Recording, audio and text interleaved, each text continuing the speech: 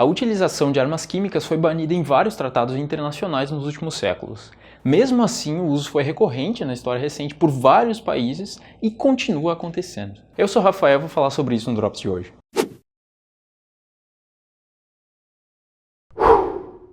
A primeira grande utilização de armas químicas em batalha foi na Primeira Guerra Mundial, em 1915, na Bélgica. A arma escolhida então foi o gás cloro. Mais de 100 toneladas do gás foram liberadas a partir de tonéis manuseados sem muito cuidado por soldados alemães contra tropas francesas. Carregado pelo vento, o gás rapidamente tomou conta de todo o campo de batalha. Tanto soldados franceses como até mesmo soldados alemães morreram em decorrência disso. Mas os efeitos foram mesmo devastadores para os soldados franceses, porque como o gás cloro é mais denso que o ar, ele afunda.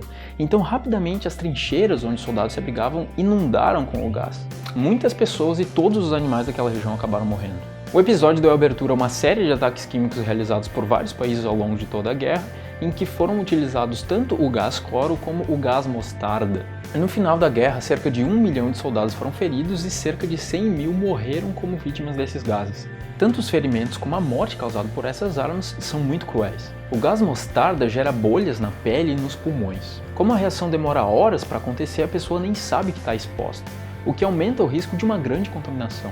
A primeira área do corpo a sentir os efeitos são os olhos, que se fecham espontaneamente de dor. Depois a pele começa a coçar até aparecerem bolhas cheias de pus. Se inalado em grande quantidade, o gás pode matar por edema pulmonar, o que acontece depois de horas ou até semanas de sofrimento. Mesmo sobrevivendo, a vítima pode ficar cega, deformada por cicatrizes e a chance de desenvolver um câncer aumenta muito.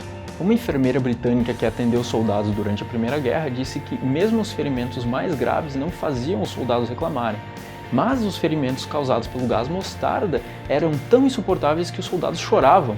O gás cloro, por sua vez, também produz danos à pele, aos olhos e ao sistema respiratório. Sob altas exposições, os tecidos dos pulmões são destruídos por causa da reação do cloro com a água presente nos órgãos, que produz ácido hidroclórico. Os pulmões vão sendo aos poucos preenchidos e a pessoa se afoga no próprio fluido depois de passar horas sofrendo. Os horrores dos conflitos químicos na Primeira Guerra Mundial fizeram com que vários países assinassem o Protocolo de Genebra em 1925, que proibia a utilização de gases tóxicos e asfixiantes na guerra, mas não dizia nada sobre a produção e o armazenamento. Por causa disso, os estoques de armas químicas no mundo só aumentaram. Ainda por causa das lembranças da Primeira Guerra, a utilização de armas químicas durante a Segunda Guerra Mundial foi muito raro. Mas durante a Guerra do Vietnã, esse tipo de arma foi utilizado novamente contra vietnamitas. E ainda mais recentemente, durante a guerra entre o Irã e o Iraque, lá nos anos 80, o gás mostarda foi utilizado novamente, mas agora junto com um outro gás ainda mais moderno chamado de sarin. E esse, por sua vez, foi amplamente utilizado contra civis. O gás sarin é classificado como uma espécie de gás neurológico, porque ele ataca o sistema nervoso. Ele é tipo um inseticida. Ele é igual a um inseticida, só que feito para pessoas. É um negócio muito cruel. É um inseticida para pessoa. Basicamente, ele impede que um músculo relaxe depois de uma contração.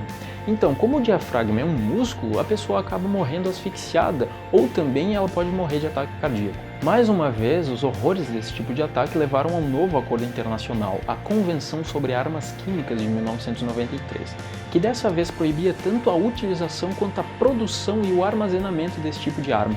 Por conta dessa convenção, em 2018, cerca de 96% das armas químicas declaradas no mundo já foram destruídas. Mesmo assim, desde 2011, vários ataques por armas químicas têm acontecido na Guerra Civil da Síria. De acordo com o jornal The Guardian, nos primeiros 5 anos da guerra, quase 200 ataques por armas químicas aconteceram, deixando cerca de 1.500 mortos e 14.500 feridos. A maioria dos ataques foram feitos com gás cloro, mas também sarin e outros gases foram utilizados. O uso do cloro é recorrente porque a produção é relativamente barata. Independente da composição de uma arma química, todas elas são consideradas muito cruéis, porque elas não podem ser apontadas para um único alvo, elas simplesmente se espalham com o vento. Geralmente elas não têm nem cor nem cheiro, então a pessoa nem sabe que está exposta até começarem os sintomas, e esses sintomas são sempre muito dolorosos e às vezes não tem nem o que fazer.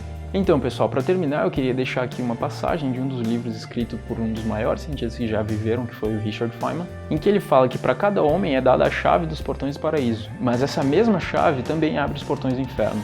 E ele conclui dizendo que com a ciência acontece algo semelhante. A mesma ciência utilizada para curar a dor de um paciente também pode ser utilizada para causar a morte de centenas de pessoas. A questão é a forma com que ela é utilizada. Esse era o Drops de hoje. Não se esqueçam de nos seguir nas redes sociais e clicar ali naquele sininho do YouTube. E até a próxima.